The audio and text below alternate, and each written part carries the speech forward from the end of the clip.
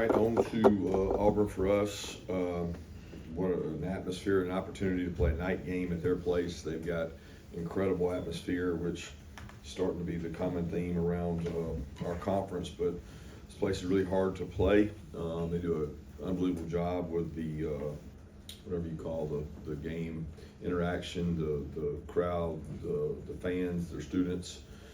Tremendous job they do. They got a great football team. They played two really, really hard road games in our league against two of the premier teams in our league right now, and playing really good defensively. Got a lot of weapons on offense, a lot of great skilled players that do a great job with special teams. Always respect Coach Freeze's teams. They will strike you and hit you and really physical all across the board. You see it on tape. You see the physicality on tape, and that's the way it is in our league. I mean, it's just week in and week out. You're going to play really tight teams. The games they've played, they've been basically one possession games that came down to the wire on the road in tough environments. So a lot of respect for them. I know they're coming off a week off. Our guys are coming off this Kentucky game and trying to get ready to go play this one today. Yeah, Coach, I think you prepared for Hugh Freeze offenses for 6 straight years at Ole Miss and Alabama, from 12 to 16, and now 3 straight years with him as the head coach at Auburn. How have you seen this offense change? How have you seen it evolutionize over the years?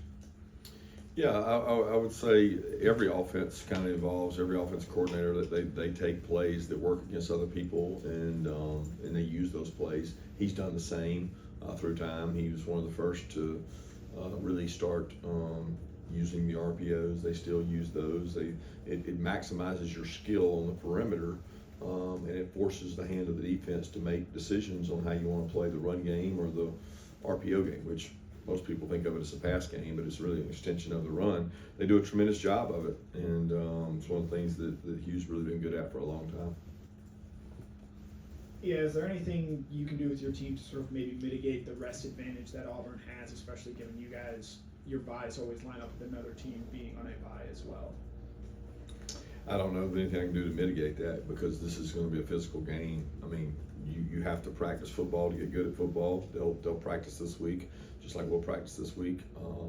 We've had, I guess, the same number of buys they have, right? So we've had 2. I'm assuming they've had 2. I don't know if they've had their second one yet, but it all evens out. You can't really look at that and try to make an excuse for it. So it is what it is, and we got to go play well. Kirby, with so many guys in and out on the offensive line, what has Drew Bobo meant for you guys in his first year as a starter? He's been a tremendous asset in terms of communication. He calms everyone. His snap accuracy has been important. His ability to play at the first level when he's covered up, he's done a really good job controlling zero noses, and then looking at when he's uncovered and getting to the second level and making calls has been good. It's when you're sitting in the middle and you got to communicate to your left and right. He has to be the guy to send the message down the line, and a lot of that's points, mics, communication, which way we're blocking it, how we're blocking it. There's a lot of intricacies that go into that. He does a good job of that. Hey, Kirby, with Jackson, their quarterback, Arnold, his numbers might not be popping off the page. What has your attention preparing for him and the big play capability he has with his wide receivers? First thing is his athleticism. He's had 2 or 3 plays that were broken plays or plays that maybe scramble plays, RPOs that were designed to be thrown, that maybe the look changed, and he takes off running and he runs for 60 yards. He runs for 70 yards. He doesn't just run for like 8-9 yards and go down. I mean, he runs like a running back. He runs over you, through you, around you, speed. They run gap schemes with him. They run perimeter runs with him. And then probably the toughest thing to defend is when he drops back and he ends up taking off running. So he's a weapon, and they've got weapons around him in terms of the ability to throw the ball downfield. To kind of follow up on that, Kirby, what do you see as far as how capable that offense is with the skill players around Jackson and what they're capable of doing with that offense? Yeah, you see it in games. I mean, they've had several games that have been explosive in use of the skill they have. Like I said, playing on the road in our league is really tough, and they've had 2 times they've gone into you guys know, A&M and Oklahoma's environment, and it's just tough places to play. But they have the skill, and they've got a lot of them, and they've got a lot of speed out there with those guys, and that includes their backs. You know, their backs as receivers are fast, athletic guys. Hey Coach, any updates on Monroe's ankle, Ernest, and Jordan after Kentucky? I think Jordan should be fine. He's had the same issue for a while. He's dealing with some patellotendinitis that he deals with week in and week out. Ernest is working out with us this week and trying to recover, and we'll see where he's at today. And then Monroe has an ankle, but it's probably not as severe as we thought. He's not having any kind of surgery or anything, and you know, we're hopefully getting back this week. We'll just have to wait and see. He's not gonna be able to do a lot today, but we think there's a chance he can go. Yeah, you've mentioned a few times this year that about the secondary getting hands on people. Just kind of, could you expound on what you're looking for in that area and just what you're continuing to see from that group as through 3 SEC games so far?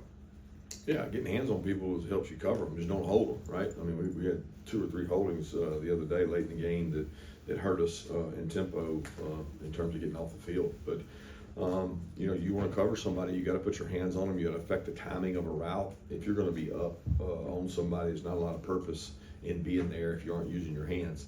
And the advantage in college football over NFL is, you know, you can touch them past 5 yards.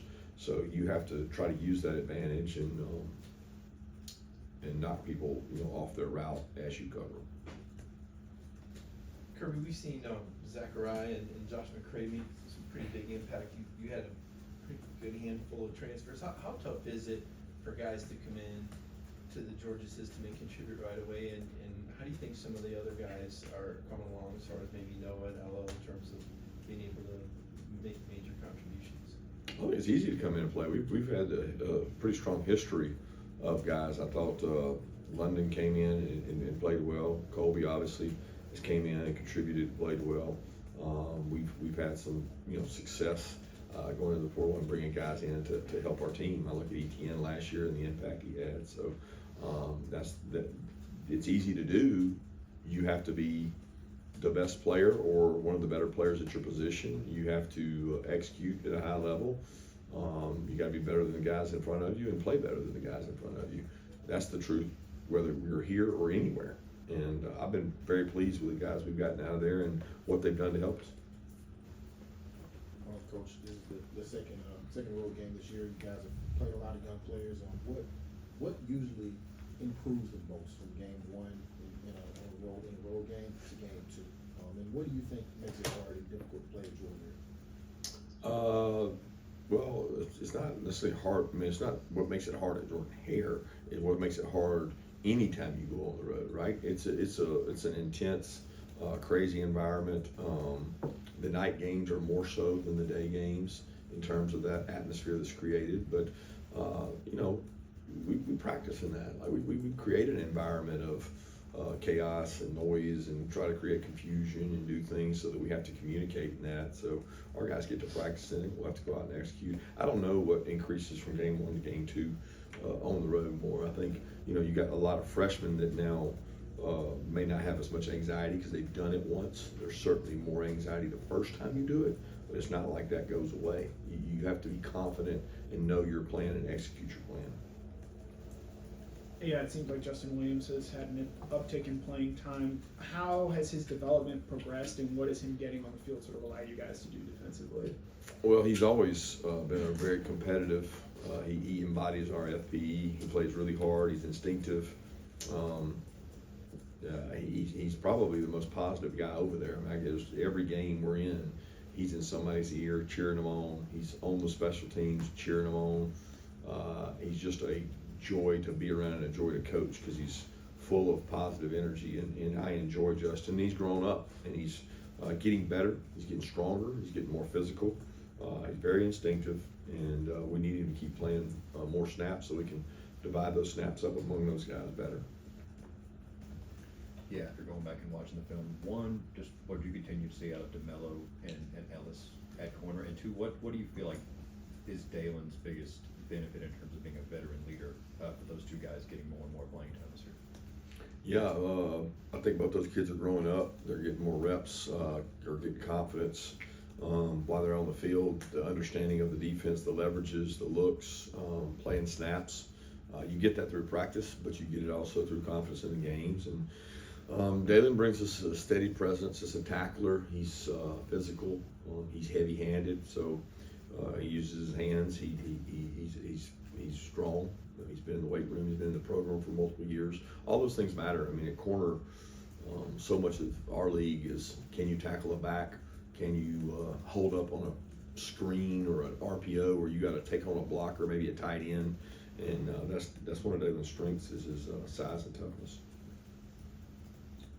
Kirby, a lot of people's memories of the Auburn game is just the way Brock kind of took over down the stretch a couple of years ago. This year's team does seem like you have a lot of weapons at receiver and tight end, but is it better when you do have that like number one go-to guy that you know you're going to, defense has to account for, and could you get that still out of this year's team? If you're asking me, do I wish I had Brock Bowers still? Yeah, I mean, it'd be great, right? Could be a generational player for all I know. I don't know, but I don't prefer it either way. I love the team we have. I love the team we had. There is no, I would rather have one dominant player that can key on and stop. I mean, we had a lot of good players around Brock, so it was great to have him. We've got a lot of really good players now that have a lot of confidence in and a lot of ability to spread the ball around to a group of people that's dictated by the defense. I don't think people really understand a lot of our reads are based on what the defense does because it gives you an advantage if they do this. It's not just him plays, and him plays get you in trouble sometimes. Kirby, Jesse Palmer on the air Saturday said Georgia's defense needs more creativity on third downs. It seems to have guys lined up on those third downs in the same spots. Is that a fair assessment? I don't know. You'd have to ask Jesse. I'm happy for Jesse. I'm glad he makes a living getting to make those decisions. I focus on what gives us a chance to be successful, play well, execute well, who's in the game, what strategy do they have on offense? Are they going fast? Are they going slow? I don't concern myself really much. Kirby, I know you said you were happy with the fast start, but that's the game plan every game. What was different, and because of the parity, is there less room, I guess, for patience with offensive play calling now, or did you guys change anything up against Kentucky to get off to that start? No, I mean, I don't really know what you're asking. Do we want to start fast? Yes. What made us start fast? I can't give. We didn't take a pill. We didn't inject anything. We didn't put different pregame meal. We go out to execute every game. Sometimes the opponent makes that really hard. Sometimes we make it hard because we bust. But that's the objective every game. How do we start fast? What do we do to start fast? And how can we execute better than the other team? Because at the end of the day, that's what it's about. What do you make of how Bo played on Saturday, and just what kind of progress have you seen for him over this year? Bo, like I talked about after the game, is he embodies fire, passion, and energy. The guy's happy every day at practice. He loves football. He works his butt off. I mean, he competes. He goes out and doesn't matter who's in front of him. He's going to go to war and fight with them. And he's done it at the left and right tackle. And he's come in the pinch and played well in multiple games. And he's a kid that I enjoy coaching, love being around, and continues to get better. He'll continue to get better because of the way he works and the way he practices. 16 sacks for Auburn so far this season. What in your mind makes its pass rush so effective? The twitch they have, they're really twitchy even at the inside positions. Two edge rushers that are probably their premier players on defense. They both can cause havoc, can wreck a game plan, get off the ball, rush the passer, and they do a good job changing up their looks. So it's not like, oh, just let them sit here and rush. They change things up with a lot of different looks and pressures, and getting those guys in one-on-one situations is their goal, and they do a good job of that. Yeah, Coach Elyiss Williams got a few touches this weekend, but what have you seen from him from a growth standpoint as a blocker, particularly point of the attack blocker? Yeah, he's really physical. I never realized, a kid that was that size would take so much pride in growing as a blocker. You know, most kids come in and that's the hardest thing they have to get used to. They can all catch passes and run routes, but inline and C area blocking, he has taken pride and give Coach Hartley a lot of credit for investing that time on his improvement and him working at it. And he worked all spring, and you know, I was like, well, he's better than an average blocker for a freshman. And then as the year went on this year, he's grown. He's gone over with us. He's gone against really good people. He's not afraid of contact. So I enjoy watching him grow, and he's gotten better as a route runner and understanding our offense. And he's kind of worked his way into some of the role. Some of the stuff that happened for him the other day was just really happenstance that it ended up going to him, but I was happy for him. Coach, just a couple of things. Thomas Blackshear played last 3 games. I'll be done with that Philly report. Kind of what's up with him? As far as Daniel Harris goes, I know we got on some special teams plays the other day, but is something kind of holding him back right now as far as him not getting on the field? Thomas Blackshear's dealing with a growing injury he's had that he's been trying to fight back from. He's really had it all camp, all year, and continues to work the rehab to get back from that. And Daniel has continued to play well on special teams. He's done a great job for us, dealing with a little bit of a hamstring issue, but it's about, you know, practicing during the week, and the guys that practice the best and play the ball the best and compete, and they're going to play in the games.